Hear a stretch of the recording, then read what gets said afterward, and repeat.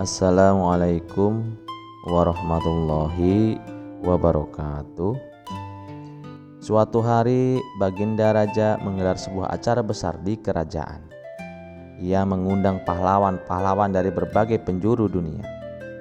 Masing-masing dikenal karena kekuatan, kecerdasan, atau keahlian mereka dalam berbagai bidang seperti seni perang, filsafat, dan kebijaksanaan. Para pahlawan itu datang dengan penuh keyakinan, gagah berani, dan bangga akan kehebatan mereka sendiri. Abu Nawas yang saat itu menjadi penasihat istana turut hadir dalam acara megah tersebut.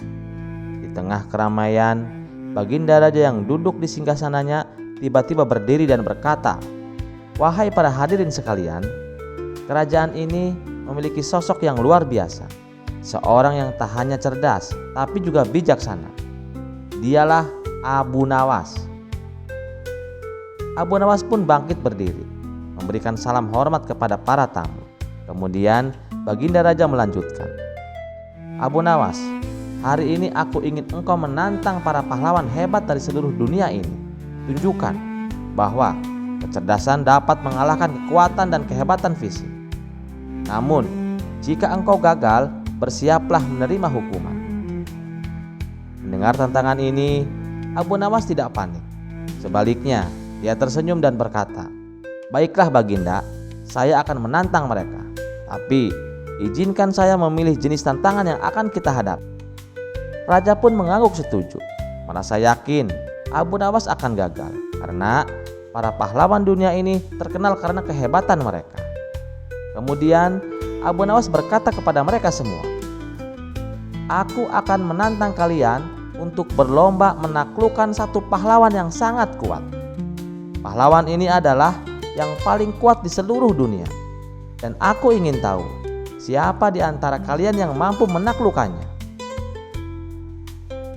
Para pahlawan itu tersentak dan bertanya-tanya, siapakah pahlawan yang dimaksud Abu Nawas. Mereka pun dengan penuh percaya diri mengatakan bahwa mereka siap menghadapi siapapun.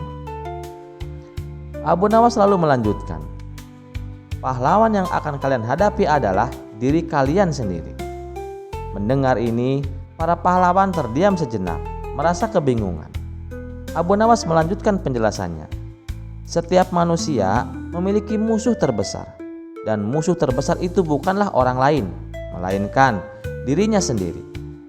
Emosi, keserakahan, amarah, dan nafsu adalah hal-hal yang harus kalian taklukkan lebih dahulu sebelum bisa menyebut diri kalian sebagai pahlawan sejati. Maka jika ada di antara kalian yang bisa menaklukkan diri sendiri, dialah pahlawan terbesar di dunia ini." Para pahlawan yang awalnya merasa percaya diri mulai terdiam dan berpikir dalam-dalam. Mereka sadar bahwa apa yang dikatakan Abu Nawas benar. Menaklukkan diri sendiri, mengendalikan hawa nafsu dan emosi adalah tantangan yang jauh lebih sulit daripada memenangkan pertempuran fisik. Melihat para pahlawan yang tertunduk malu, raja pun tertawa terbahak-bahak. "Abu Nawas, engkau benar-benar cerdas. Engkau telah menunjukkan bahwa kekuatan fisik dan kebesaran tidak ada artinya tanpa kecerdasan dan pengendalian diri," ucap Baginda Raja. Abu Nawas dengan senyum khasnya membungkukkan diri di hadapan raja dan berkata, "Terima kasih Baginda. Sejatinya kita semua harus terus belajar untuk menaklukkan diri kita sendiri setiap hari." Sejak hari itu, para pahlawan yang hadir dalam acara tersebut tidak lagi memandang kekuatan fisik sebagai satu-satunya ukuran kehebatan. Mereka belajar bahwa kecerdasan dan pengendalian diri adalah hal yang jauh lebih penting untuk menjadi pahlawan sejati. Sementara itu, Abu Nawas kembali terkenal bukan hanya sebagai orang yang cerdik, tetapi juga sebagai sosok yang bijaksana. Kisah ini mengajarkan kita bahwa musuh terbesar yang perlu kita taklukkan bukanlah orang lain, melainkan diri kita sendiri. Seberapa besar kita mampu mengendalikan nafsu, amarah, dan ego, itulah yang menentukan kehebatan kita sesungguhnya. Kisah selanjutnya. Karena seringnya diundang ke istana, Abu Nawas selalu mendapatkan hadiah berupa pundi-pundi uang dari Baginda Raja. Uang yang Abu Nawas dapatkan bukan hanya karena telah menghibur sang raja, akan tetapi terkadang ia diminta untuk membantu menyelesaikan sebuah masalah. Dan berkat jasanya inilah Abu Nawas kini mempunyai banyak uang. Penampilannya yang dulu dekil sekarang berubah menjadi berwibawa. Apalagi bila mengenakan jubahnya yang indah, ia terlihat tampan dan mempesona. Hal inilah yang membuat sang istri mulai merasakan cemburu. Ia khawatir bila suaminya itu akan menikah lagi dengan wanita lain. Dalam hati ia berkata, "Belakangan ini suamiku selalu berpenampilan rapi. Kalau ditanya, jawabannya pasti akan ke istana. Masa iya setiap hari baginda raja memanggilnya ke istana?